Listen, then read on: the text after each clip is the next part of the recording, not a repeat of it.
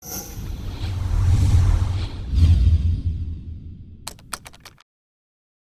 бројки сум слаб, не памтам колкава е цифрата, меѓутоа 10 години, општи служби и љП водовод и канализација ги викнав на заеднички состанок, најдовме решение за да не се случи.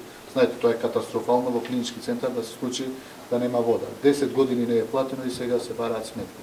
Ја не велам дека не треба да се платат тие долгови, меѓутоа разгледавме и опцијата влада да донесе одлука, барем водата што се користи во училишта и во болници да не биде индустријска вода, туку да биде вода, бидејќи ние не сме профитабилна организација, односно здравството е сервис на граѓаните и ако може таа цена малце да се намали, меѓутоа тоа ќе се разгледува. Најдовме заедничко решение, проблемот, да речам, е решен и во следниот период директорот на општи служби и директорот на љП водовод и канализација ќе продолжат да комуницираат и ќе изнајдат решение се со цел пациентите да бидат комфортни да не се случи најлошо. Зошто заеднички служби 10 години не ја плаќале водата и ќе превземете ли соодветни санкции спрема директорката на заеднички служби? Дека разговаравме, не е дека таа, значи, долговите се од сите клиники, таа ги плаќа, значи, таа има да вземе пари од клиниките, не знам точно од клиниките, од директорите на клиниките, така беше објаснувањето. Повторно ќе ја прашате таа по компетентно. Саник има ли ревизија? Тиве веќе имаме едно разрешување.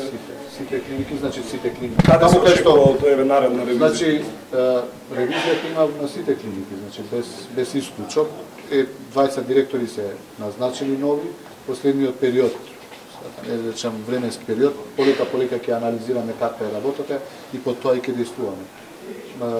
Ќе најдеме решенија на компетентни, професионални луѓе кои што се почитувани во својата фела и во својата клиника да бидат управувачи на тие клиники. Овие јавени во јавноста се веќе дефинитивно назначени за онкологија. Да, и двете клиники имаше нов начин на избор на директори.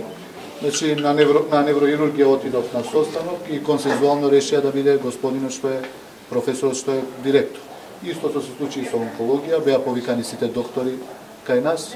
Заедно ми дадоа 2-3 имиња кои би биле најдобри опции со консултации со и од внатре и од други луѓе кои што се компетентни во здравството, одлучивме да имаме решение на господинот кој што е именуван уште вчера и тој ќе биде ВД директор во следниот период. Ќе видиме и со другите клиники горе долу вака ќе се постави.